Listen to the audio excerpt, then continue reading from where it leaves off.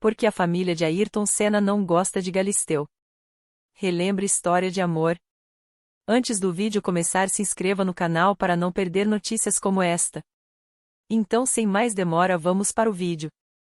Adriane Galisteu tinha 19 anos quando conheceu o maior ídolo brasileiro do automobilismo, Ayrton Senna, numa festa na Boate Limeligt, em São Paulo, promovida para celebrar a vitória do piloto no GP de Interlagos, em março de 1993. O tricampeão de Fórmula 1 ficou tão encantado com a modelo que a convidou para um fim de semana na sua mansão em Angra dos Reis, no litoral sul-fluminense. Era o início de um romance de pouco mais de um ano que só foi interrompido pela morte trágica do atleta.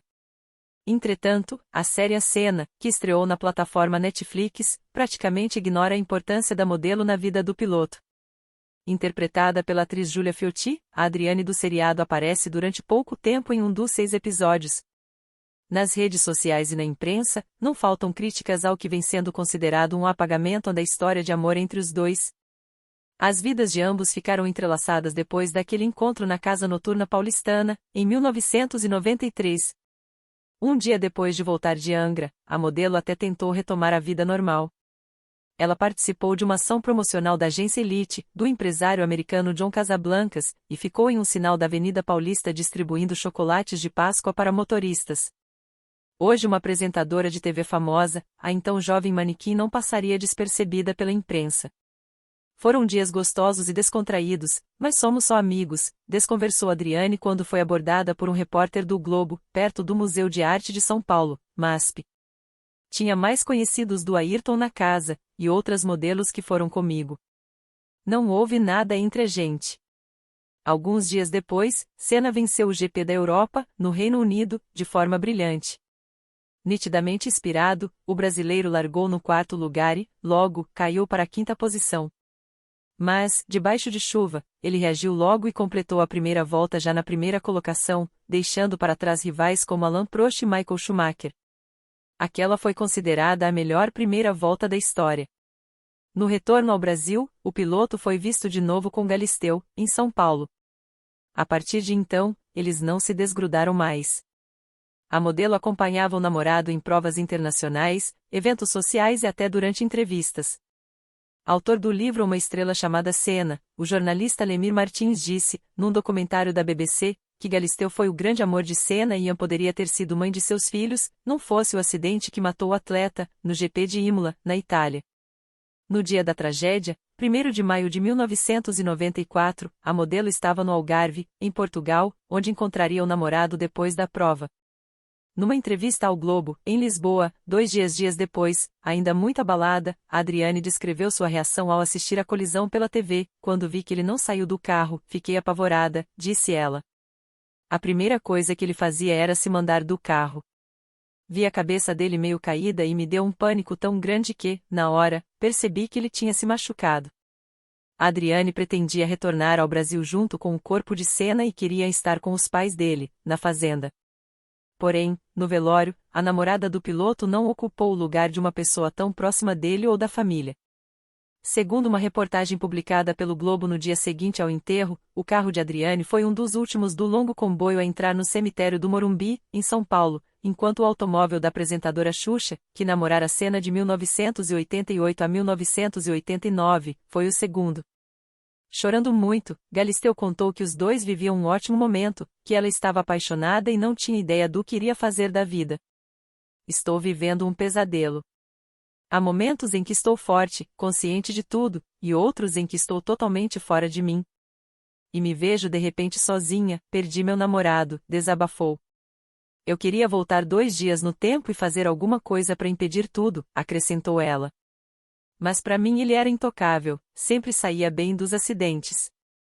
Quando Adriane chegou no local do sepultamento, restavam apenas 2 cadeiras vazias, ambas ao lado de Xuxa. Ela se sentou à direita da apresentadora. As duas ficaram 2 longos minutos sem nem se olhar, até que alguém ofereceu a Xuxa um lugar ao lado de Leonardo Senna, irmão do piloto.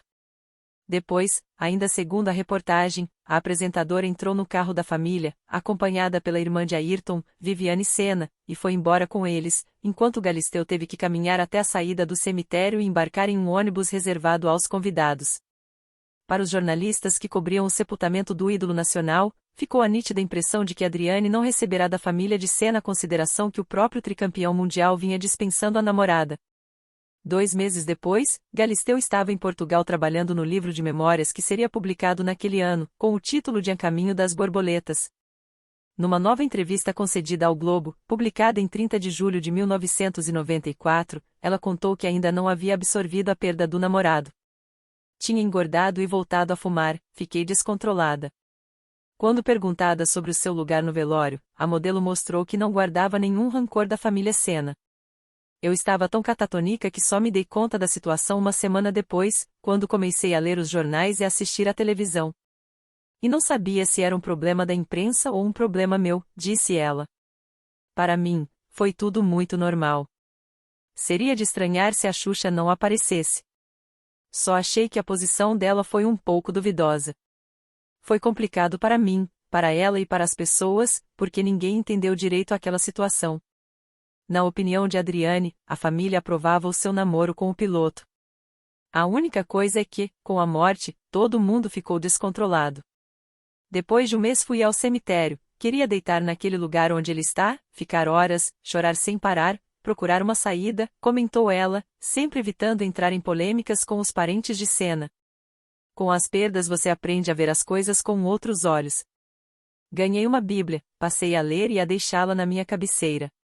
Para os verdadeiros fãs de Ayrton Senna, os que vibravam com as suas conquistas nas pistas, o interesse pela vida íntima do nosso campeão nunca foi muito além da página 2. O que sempre levava zilhões de brasileiros a acordar cedo e ligar a TV nas manhãs de domingo, era a obstinação do piloto e sua vontade de ganhar de todos. Enxergar os adversários no retrovisor. Agora, já que houve, na série da Netflix, a opção de falar de sua vida pessoal, ou deveriam ter falado tudo, ou, simplesmente, não entrar no mérito das questões. Mas nunca pecar pela mentira ou negação. Em relação ao tratamento dado a Adriane Galisteu, minúsculo, em apenas 2 insignificantes minutos, era melhor nem ter colocado. Ou simplesmente fazer de conta que não existiu e assumir o escancarado boicote, previsto muito antes do início de gravações. Se isso se deu por desejo da família, por antipatia ou não concordarem com o comportamento dela, que também colocassem às claras. Ignorar, como foi ignorada, foi faltar com a verdade dos fatos. Pecar por omissão, falha grave em todo e qualquer trabalho jornalístico. E, que fique bem claro, a Xuxa não tem nada a ver com isso. Se apareceu mais ou menos que a Galisteu.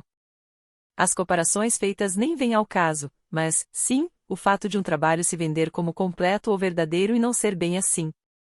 Pagar levianamente a imagem da Galisteu no documentário da Netflix, no fundo, acaba como um efeito contrário. Soa como mentira e desperta comentários que são inevitáveis. No entanto, esses 2 minutinhos foram suficientes para a atriz Júlia Foti, intérprete de Galisteu, mostrar o seu valor.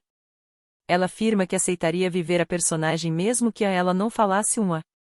Ficou muito orgulhosa do que foi feito. Orgulhosa do trabalho em si e de fazer parte da série.